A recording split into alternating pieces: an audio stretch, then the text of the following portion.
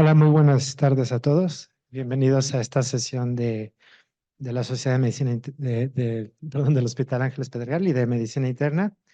Y la plática de hoy es de actualidades en el manejo y control de hiperuricemia y tenemos con nosotros a la muy reconocida doctora Victoria Rajme, que tiene una amplia experiencia en diabetes, en educación médica, que ha escrito varios libros, ha hecho investigación y tiene un currículum muy grande, entonces los invito a que lo busquen en internet y nos dará una plática muy interesante. Muchísimas gracias, doctora. Al contrario, gracias doctor por la amable presentación, gracias al laboratorio por la invitación y sobre todo a todos ustedes por tomarse esta hora de comida para estar aquí en la plática. Y pues al igual que todos, ¿cuántos de ustedes ven muchísimos pacientes con síndrome metabólico? Yo creo que es no sé, el 70, el 90% de la consulta. Y de estos pacientes, muchos tienen ácido úrico alto. Y hoy vamos a ver con qué comorbilidades está asociando la hiperuricemia, también un poco de la fisiopatogenia, el diagnóstico, qué nos dicen las guías NICE del 2022 y cómo podemos realizar un manejo integral. Porque al igual que la obesidad, la hipertensión y otras comorbilidades que no se curan, vamos acompañando al paciente a lo largo de su vida y tenemos que hacer un manejo integral. ¿Con qué comorbilidades piensan ustedes que se asocia la hiperuricemia?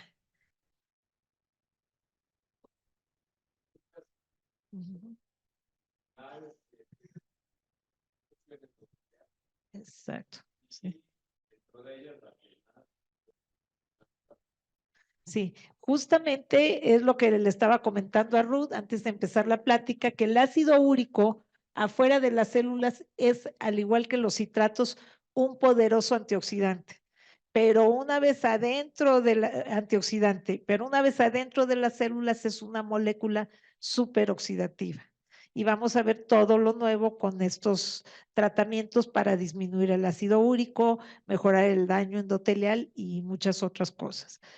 Bueno, la incidencia es de 1 por 1000 pacientes, por 1000 habitantes, 1 o 2 van a tener hiperuricemia. No sé si ustedes, alguno de sus familiares o sus pacientes tienen hiperuricemia. Pues yo creo que todos podemos levantar la mano y vamos a ver qué hay de nuevo, cómo podemos mejorar el tratamiento. Aquí el consumo de alcohol en hombres y mujeres aumenta 2.5 más el riesgo de hiperuricemia.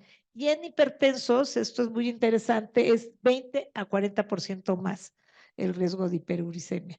Aumenta 50 a 70% la hiperuricemia, la enfermedad renal crónica y la hipertensión. Y también por cada miligramo de aumento de ácido úrico aumenta 15 a 20 veces el riesgo de diabetes. Esto es como cuando vemos en los exámenes de laboratorio un paciente con hipertrigliceridemia, va a ser un paciente con hiperuricemia, probablemente va a seguir a diabetes. ¿Por qué? Porque son trastornos del metabolismo en el que no solo los carbohidratos, también las proteínas están implicadas en resistencia a la insulina. Y vamos a ver adelante los mecanismos de resistencia a la insulina con hiperuricemia. ¿Qué pacientes con gota presentaron mayor riesgo cardiovascular? Tenemos que los accidentes cardiovasculares en gota pueden incluir trastornos como hipertensión, estas son las comorbilidades, síndrome metabólico, enfermedades cerebrovasculares, insuficiencia cardíaca, fibrilación auricular, arteriopatía periférica y deterioro cognitivo. Pero, ¿qué pasa? El riesgo absoluto de enfermedad cardiovascular, hombres con gota tienen 24 por 1000 cada año y mujeres 23.1 por 1000 cada año. Sin gota, las enfermedades cardiovasculares es casi un poquito como menos de la mitad, 19.2 en hombres y 14.8 en mujeres cuando no hay gota. Entonces se asocia frecuentemente con enfermedades cardiovasculares. ¿Y cuáles son los eventos cardiovasculares más frecuentes en estos pacientes? Muerte por todas las causas vasculares, porque como bien señalaba el doctor, es una enfermedad que está en endotelio, insuficiencia cardíaca, también se relaciona con cáncer, infarto agudo al miocardio, ictus, infecciones, enfermedad renal y hasta otras causas. ¿Cuál es el link? Porque un paciente hipertenso va a tener y un paciente con hiperuricemia va a ser hipertensión. ¿Cuál es el link que se presenta aquí? Pues el link es las reducciones de las concentraciones de óxido nítrico, que sabemos que es una molécula antioxidante en endotelio, que ya el ácido úrico dentro de las células estimula estrés oxidativo, en el endotelio se expresa más URAT1, la activación del eje renina-angiotensina, se induce hiperplasia del músculo liso vascular y entonces también puede aparecer la enfermedad microvascular renal. Y este es el link de la hiperuricemia y la hipertensión. ¿Cuáles son los probables mecanismos con las enfermedades vasculares? Estrés oxidativo, los factores de riesgo común, la inflamación crónica y la alteración de la función endotelial. Y eso es muy interesante porque vamos a ver ahora con la molécula febuxostat qué otros usos puede tener porque es un poderoso antioxidante. ¿Y por qué la xantina oxidasa da lugar a enfermedades concomitantes como la gota y de ahí la hipertensión, la diabetes, la obesidad y el daño renal? Porque es la enzima clave para la conversión de xantina en ácido úrico, da lugar a daño oxidativo, en particular a daño vascular, puede tener efectos adversos en la presión arterial y resistencia a la insulina y está toda esta serie de enfermedades. La prevalencia de hiperuricemia, fíjense cómo esta línea roja se dispara Estados Unidos de Australia, de Suecia, de Portugal y de Sudcorea. ¿Y cuál creen que es uno de los factores que dispara todo esto? El alto consumo de refrescos. Cuando nosotros pensamos en gota, a veces estamos pensando en proteínas, en cerveza, en vino, pero el consumo de refrescos y en México de jugos, refrescos, agua de fruta y agua de sabor es uno de los grandes disparadores del ácido úrico. Aquí está la epidemiología mundial y la prevalencia de gota por todos los adultos son los colores azul oscuro y en resumen, de esta parte vamos a decir que al tratar a los pacientes con enfermedad vascular también se debe tener en cuenta la posibilidad de gota, ¿sí? Tanto la prevención primaria como secundaria.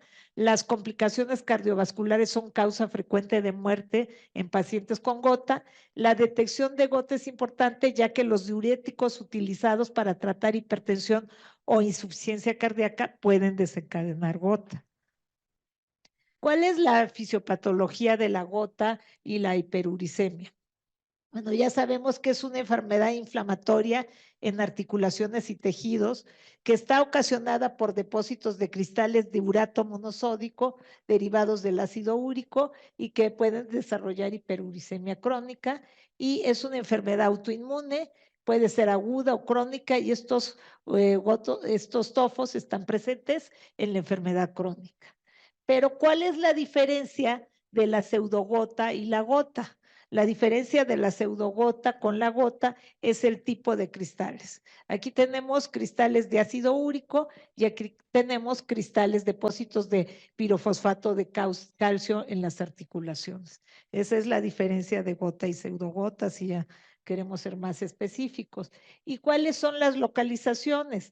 Tenemos brotes agudos, los tofos, un dolor intenso, inflamación, enrojecimiento y calor y múltiples enfermedades concomitantes. Los sitios más frecuentes ya sabemos que es en el dedo gordo, pero también se puede presentar en articulaciones de la mano, del hombro y menos frecuentes es la rodilla. ¿Sí? Les estaba platicando que el domingo me habló uno de mis vecinos que tenía un ataque agudo de gota, que qué podía hacer. Entonces ellos empiezan a buscar en internet y le decía, Miguel, bueno, ¿qué te duele? Bueno, es que me duele el dedo gordo, pero nada más, y mi papá tenía gota, entonces ahorita vamos a ver factores de riesgo. Aquí, ¿cuáles son los factores de riesgo para desarrollar la hiperuricemia? La historia familiar. Él me decía, ay, es que mi papá también tuvo gota, entonces yo también, defectos enzimáticos genéticos, es una de las causas. La enfermedad renal porque no se va a excretar el ácido úrico. El género, los hombres tienen mayor riesgo, pero en la menopausia las mujeres presentan ya también un riesgo igual, porque los estrógenos están ligados con la excreción del ácido úrico. La dislipidemia, la intolerancia a la glucosa, la dieta, consumo de refrescos, consumo de alcohol y medicamentos. Entonces tenemos como dos causas: sobreproducción de ácido úrico o subexcreción de ácido úrico, o una combinación como lo vemos en nuestros pacientes obesos con síndrome metabólico. Entonces tenemos una combinación de sobreproducción y subexcreción.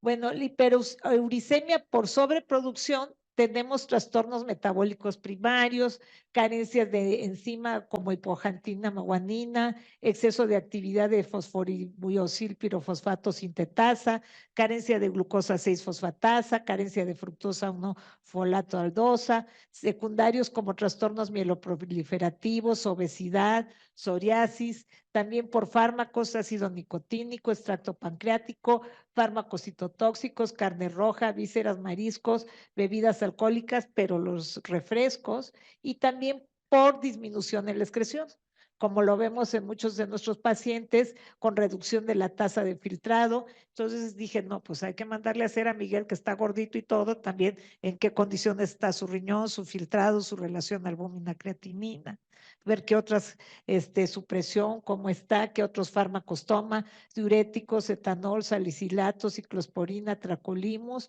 levodopa, la enfermedad renal crística, nefropatía por plomo. Se hizo este estudio que está muy interesante. Van a ver ustedes ahorita que conforme aumenta el índice de masa corporal, que son las barras blancas, aumenta la hiperuricemia.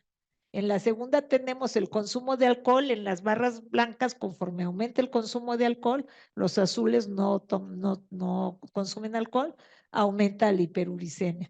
Pero aquí están invertidas. Aquí el consumo de refrescos, 1 a 6 refrescos diarios, y vean en las barras azules cómo aumenta la hiperuricemia. ¿Cuáles son las manifestaciones clínicas y cómo se realiza un diagnóstico? Les traje tal cual las guías NICE del 2023. Las guías NICE nos dicen sospeche de gota en personas que presentan aparición rápida, a menudo durante la noche, dolor intenso, hinchazón en ambas o primeras articulaciones metatarsofalángicas, los que tengan tofos, personas con dolores intensos, enrojecimiento, hinchazón en pie, en tobillo, rodilla, mano, evaluar por posibilidades de artritis séptica, cristales de pirofosfato de calcio como diferencial artritis séptica, y considerar artritis gotosa crónica en personas que presentan dolor articular inflamatorio. En resumen, el diagnóstico lo vamos a hacer con una historia médica, los antecedentes familiares, la presentación clínica, el examen físico, pruebas de laboratorio, si se requiere análisis de líquido sinovial o análisis microscópico con luz polarizada. Esto sería el diagnóstico. Las guías que nos dicen que las personas que tienen estos síntomas y niveles de ácido úrico mayores de 6, hay que sospechar. Si el nivel de urato sérico es inferior a 6, pero tienen brotes, también hay que sospechar.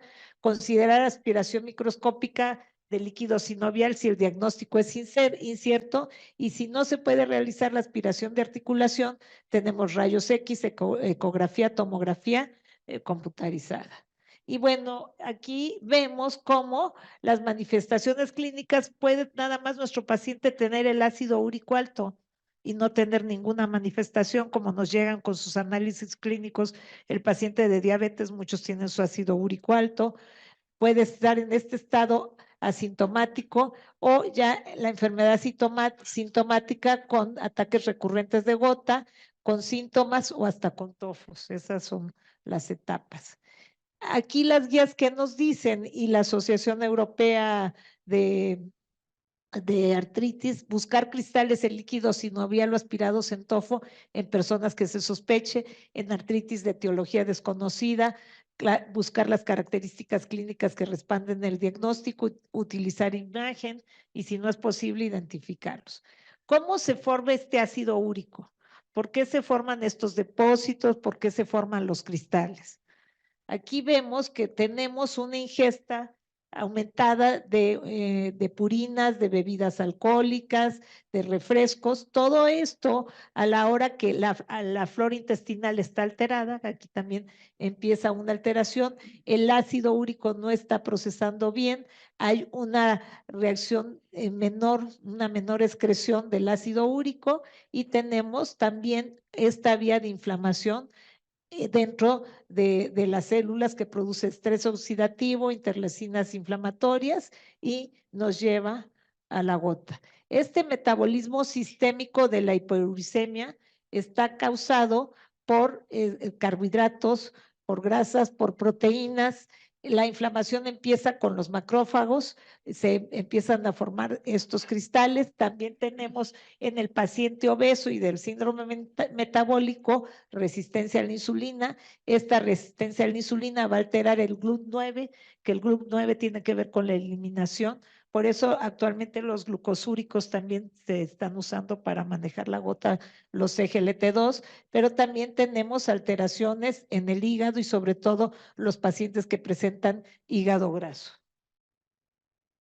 Aquí entonces vemos cómo el exceso de la síntesis de ácido úrico y la excreción, trastornos en la excreción por intestino o por riñón van a darnos ácido úrico elevado y trastornos en el URAT1 o en el GLUT9 que van a aumentar la reabsorción de ácido úrico y va a haber una disminución de la eliminación del ácido úrico. ¿Y cómo podemos realizar un manejo integral? Les llega un paciente y ¿qué le dirían a un paciente con ácido úrico alto? Ya vieron sus análisis, ya vemos que tiene, algunos no tienen síntomas, otros sí. ¿Qué le diríamos a estos pacientes? ¿Cómo empezaríamos a manejarlos? Sí, estábamos platicando mucho de la educación, que no basta con que estos pacientes, como no son enfermedades que se curen, tenemos que hacer un manejo educativo, que también es muy importante. Mi vecino ya con su esposa se había metido a internet y había buscado qué comía, qué no comía. Dice mi vecina, dile por favor que sí puede comer una crepa con champiñones, que eso no, una sola crepa no le va a subir el ácido úrico. Entonces los pacientes ya van con San Google y están viendo qué hacer. Aquí vemos que tenemos que mejorar ciertamente la alimentación y el estilo de vida y también tenemos los medicamentos para disminuir el ácido úrico y en conjunto vamos a hacer un abordaje integral. Las guías igual, acá nos dicen dieta en personas, no hay evidencia suficiente para decirles que una dieta específica les funciona, pero hay que seguir una dieta equilibrada, que la gota es con el exceso de peso corporal, es muy importante el que baje de peso porque el peso va a seguir promoviendo este estado de inflamación crónica y el consumo excesivo de alcohol puede exacerbar los brotes de gota.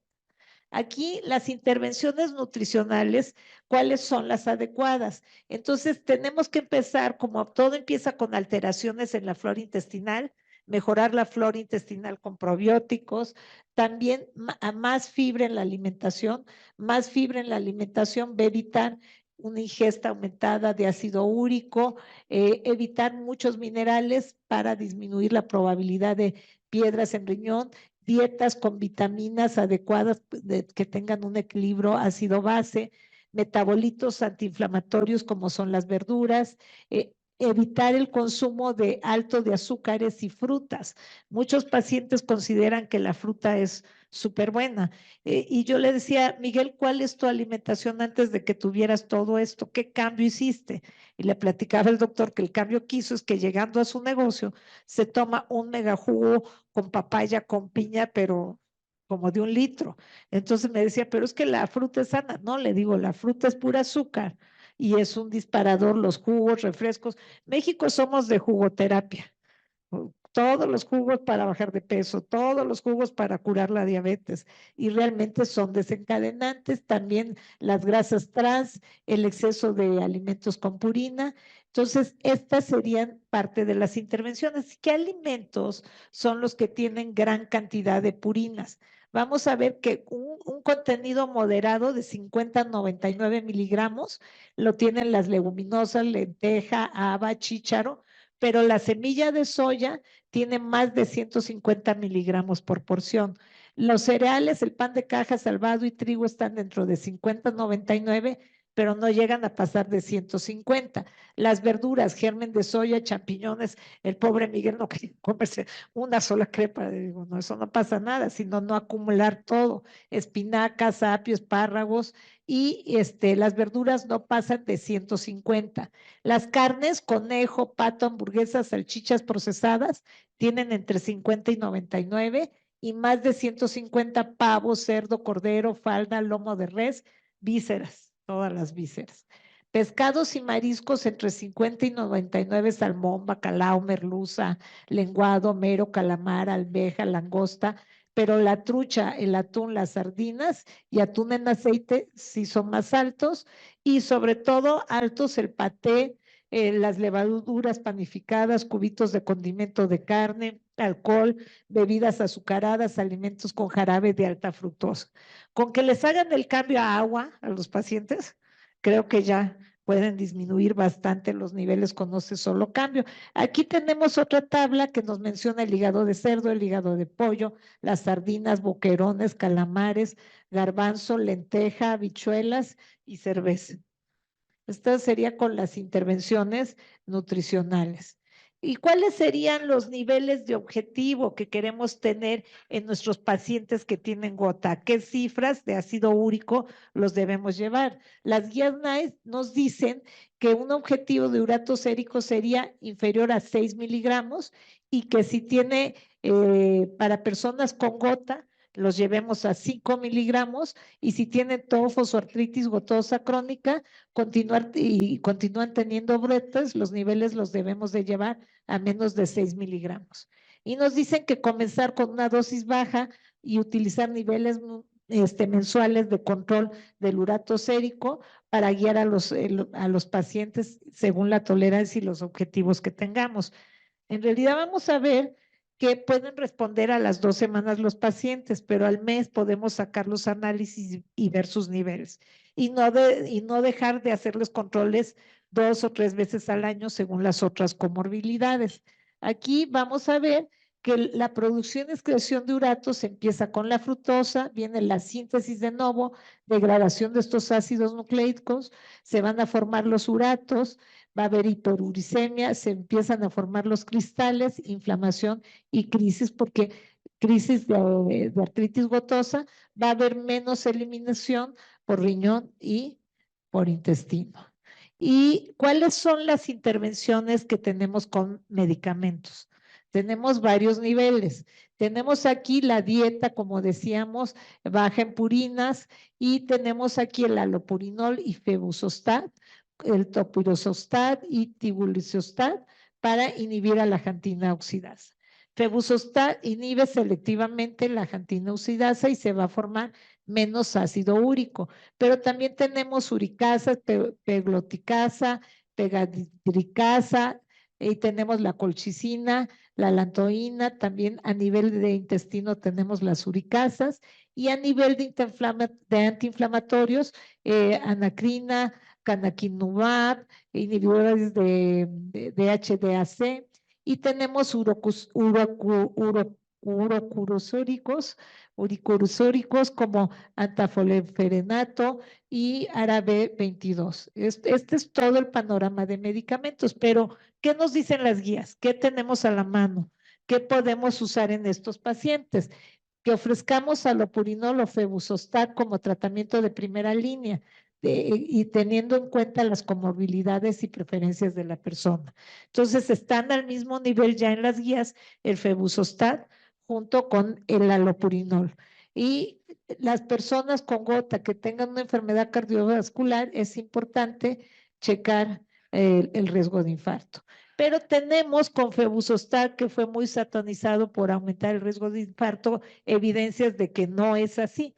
Tenemos ya estos 3 estudios, que es el estudio APEX, que se hizo durante 6 meses, en donde se comparó intervenciones con Febuxostat y alopurinol. El Febuxostat a 80 gramos y el alopurinol resultó ser más efectivo el Febuxostat. Tenemos un estudio 1 año, que es el estudio FAT, en donde 74% de los pacientes a 80 miligramos de Febuxostat alcanzaron niveles de ácido úrico contra un 36% de alopurinol, y el estudio CONFIRMS, que se llevó a cabo durante 6 meses, en donde se vio que el 67% de pacientes con Febuxostat de 80 gramos alcanzaron niveles adecuados de ácido úrico contra un 42% de pacientes tratados con alopurinol. Entonces vemos que hay evidencias a 6 meses, a 1 año y a 6 meses que confirman los tratamientos de Febuxostat contra alopurinol, siendo Febuxostat más efectivo. Aquí tenemos varias concentraciones de alopurinol o Febuxostat y evaluamos la formación de ácido úrico cuando se añade xantina. Febuxostat fue más eficaz en la inhibición, vean, de la xantina oxidasa contra la inhibición de xantina oxidasa de alopurinol. Y vemos que Febuxostat inhibe la hipoxantina, la xantina y a su vez esto la formación de ácido úrico. ¿Y cuáles son los efectos de los niveles altos de ácido úrico y resistencia a la insulina que nos señalaba el doctor en cardiomiocito y en endotelio? Aquí vemos cómo los niveles altos nos van a dar especies reactivas de oxígeno, menor formación de óxido nítrico, aquí de aumento de la recaptura de glucosa, resistencia a la insulina, y en este otro lado estamos viendo apoptosis de las células en miocardio, y estos son los mecanismos de daño en cardiomiocito y endotelio y resistencia a la insulina. ¿Cuáles son los efectos de niveles altos de ácido úrico y resistencia a la insulina? Como decíamos, daño en todo lo que es el sistema cardiovascular por especies reactivas de oxígeno, resistencia a la insulina, daño en cardiomiocitos, hipertrofia y fibrosis miocárdica. Y a partir de todos estos daños se han hecho estudios sobre nuevos usos de Febuxostat. Le están llamando una molécula multifacética. Aquí otra vez vemos cómo los diuréticos noradrenalina y angiotensina, el ácido láctico y el síndrome cardiorrenal que todos manejamos todos los días, nos está dando una reducción de la excreción renal, y esto va a aumentar los niveles de ácido úrico, y a su vez cuando tenemos un incremento en la producción por la hipoxia, muerte celular, catabolismo y resistencia a la insulina, aumenta el nivel de xantina oxidasa, se reduce la perfusión, hay más especies reactivas de oxígeno, se altera el metabolismo, y esto nos lleva a disfunción endotelial y apoptosis de los miocardios, del miocardiocito. Bueno, ¿qué es lo más nuevo que encontré para esta plática? Lo más nuevo que encontré es este artículo que celebra la versatilidad y aplicación terapéutica multifacética de Febuxostat. Y si alguien quiere el artículo o quiere las guías NICE, le decimos a Ruth que se los pase por WhatsApp o a su correo, porque la revisión está muy interesante, y en este artículo nos va señalando que Febuxostat se puede usar como influencia en la función hepática, hepatotoxicidad mínima, pero también reduce estrés oxidativo, sobre todo en el hígado graso. También están viéndose todo el efecto favorable cardiovascular, además de su perfil de seguridad. Y en el sistema musculoesquelético es capaz de disminuir la inflamación en la osteoartritis, el impacto que tienen en la obesidad, sobre toda la regulación de citoquinas inflamatorias, la protección asociada en riñón por hiperuricemia y la disminución de la microalbuminuria, además de la prevención de los cálculos renales. También el artículo señala efectos neuroprotectores, pues cuando hay oxidación en todo el cuerpo, todo lo que es oxidación están usándolo como un poderoso antioxidante. El tratamiento de la gota reduce el riesgo cardiovascular. El estudio LIFE en el que se comparó los sartán, se vio que se redujo los niveles con atenolol, pero se ha observado que febuxostat suprime el sistema renina-angiotensina-aldosterona también. Es eficaz disminuyendo el ácido úrico, la resistencia a la insulina, la progresión de diabetes, reduce el dolor, mejora motilidad y mejora la producción de óxido nítrico. Esos son los nuevos usos que se le está dando. Inhibe la producción de xantinoxidasa, disminuye urolitiasis. Se puede usar en estadios 2 y 3 y no requiere ajuste de dosis. En daño renal ligero y moderado es mucho más efectivo que alopurinol y ya vimos que disminuye más los niveles de ácido úrico. Febuxostat es eficaz en pacientes con niveles altos de mayores de 10, en daño renal ligero y moderado es más seguro que alopurinol, mantiene niveles menores de 6 en pacientes intolerantes a alopurinol. Alopurinol era piedra angular en el tratamiento de la gota por ser eficaz, asociado a un incremento significativo de efectos secundarios, efectos gastrointestinales, reacciones de hipersensibilidad y eritema. Pero febuxostat vemos que su inhibición es más selectiva para la xantinoxidasa que el alopurinol. Se puede usar en pacientes con deterioro de función renal, hasta 30% de filtrado hacia arriba. La frecuencia similar de acontecimientos adversos junto con alopurinol es la misma en eventos cardiovasculares y tiene un perfil de toxicidad más favorable.